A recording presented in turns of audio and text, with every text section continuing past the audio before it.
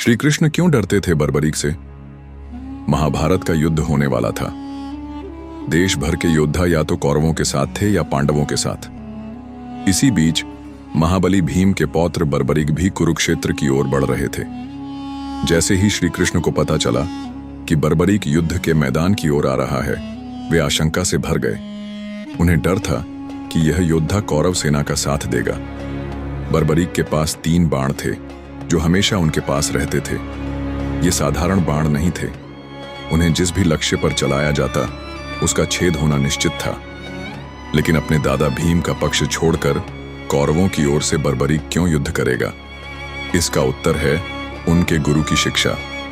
गुरु ने कहा था कि युद्ध में सदैव निर्बलों का साथ देना। भगवान श्री कृष्ण को बस इसी बात की चिंता थी। जब बर्बरीक पांडवों के शिविर में पहुंचे तो श्री कृष्ण ने उन्हें अपने पितामह के पक्ष में युद्ध करने को कहा। इस पर बर्बरीक ने उत्तर दिया कि उन्होंने अपने स्वामी को वचन दिया था कि वे हमेशा कमजोरों का साथ देंगे। इस युद्ध में जो भी हारता नजर आएगा वे उसके पक्ष में खड़े होकर लड़ने लगेंगे। साथ ही उन्होंने अपने 3 बाणों के गुण भी बताए। एक विशाल सेना को नष्ट करने के लिए केवल 2 तीर ही पर्याप्त थे। ये सुनकर पांडवों के शिविर में हाहाकार मच गया। उन्हें लगा कि यदि कौरव हारने लगे तो बर्बरीक कौरवों की ओर से युद्ध करने लगेंगे। श्री कृष्ण को भी इसकी जानकारी थी। वे जानते थे कि इस धर्म युद्ध में अधर्म की पराजय निश्चित है, अर्थात कौरवों की पराजय होगी। लेकिन जैसे ही बर्बरीक कौरवों को पराजित होते देखेंगे, वे अपनी प्रतिज्ञा के अनुसार उनकी ओर से युद्ध करेंगे। श्री कृष्ण ने बर्बरीक से पूछा कि यदि वे युद्ध न करें तो क्या होगा? इस पर बर्बरीक ने उत्तर दिया कि ऐसा नहीं हो सकता। मैं एक योद्धा हूं और मैं निश्चित रूप से लड़ूंगा। गुरु को दिया हुआ वचन भी पूरा करूंगा।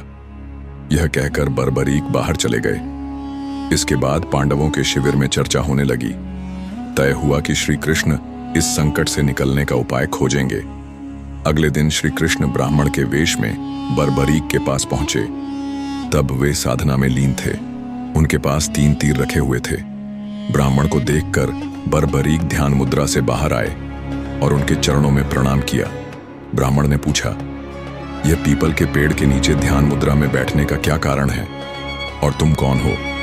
बर्बरीक ने अपना परिचय दिया और बताया कि वे युद्ध करने आए हैं। इस पर ब्राह्मण ने कहा, तुम्हारे पास 3 ही तीर हैं, तुम इनमें से कौन से तीर से लड़ोगे?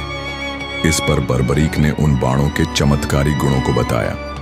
ब्राह्मण ने पीपल के पेड़ की ओर इशारा करके कहा, मान लो यह पेड़ एक विशाल सेना है और इसका प्रत्येक पत्ता एक सैनिक है। तुम इन बाणों से इन्हें कैसे भेदोगे? जैसे ही बर्बरीक अपने बाणों का चमत्कार दिखाने के लिए धनुष उठाने लगे, श्री कृष्ण ने अपने पैरों के नीचे एक पीपल का पत्ता छिपा दिया। बर्बरीक ने अपने धनुष से बाण चलाया। सभी पत्तों में छेद हो गया। फिर जैसे ही उन्होंने दूसरा तीर छोड़ा, सारे पत्ते जमीन पर गिर गए और बाण ब्राह्मण के पैरों पर लगा। ब्राह्मण के पैरों से खून बहता देख बर्बरीक हैरान रह गए। उन्होंने महसूस किया कि यह कोई साधारण ब्राह्मण नहीं है।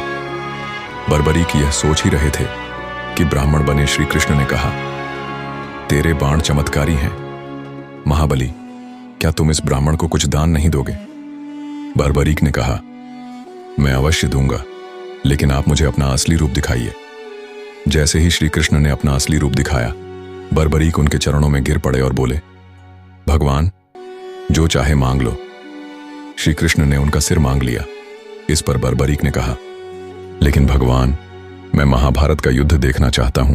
मैंने सुना है कि इतना बड़ा युद्ध न कभी लड़ा गया और न कभी लड़ा जाएगा। मुझसे यह अवसर मत छीनो। इस पर श्री कृष्ण ने कहा, धड़ से अलग होने पर भी तेरा सिर जीवित रहेगा। आंखें सब कुछ देख सकेंगी और कान सब कुछ सुन सकेंगे। यह सुनते ही बर्बरीक ने तलवार से अपना सिर काटकर भगवान श्री कृष्ण को दे दिया। श्री कृष्ण ने बर्बरीक के कटे हुए सिर को कुरुक्षेत्र के पास एक ऊंची पहाड़ी पर रख दिया, जहां से महाभारत का पूरा युद्ध देखा जा सकता था।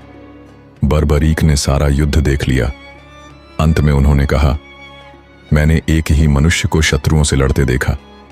उसकी बाईं ओर 5 मुख और 10 हाथ थे, जिसमें उन्होंने त्रिशूल आदि धारण किए हुए थे। दाईं ओर से मुख और 4 भुजाएं थीं, जिसमें चक्र शस्त्र थे।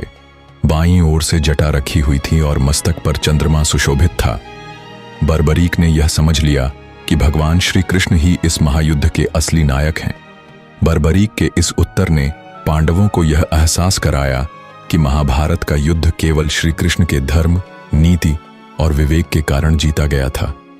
इसके बाद बर्बरीक के बलिदान को अमर बनाने के लिए पांडवों ने उनकी पूजा की और उन्हें श्याम के रूप में सम्मानित किया।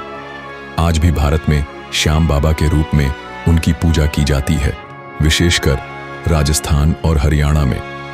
बर्बरीक के बलिदान, उनकी सत्यनिष्ठा और उनकी अद्भुत शक्ति की यह कथा आने वाली पीढ़ियों के लिए प्रेरणा बन गई।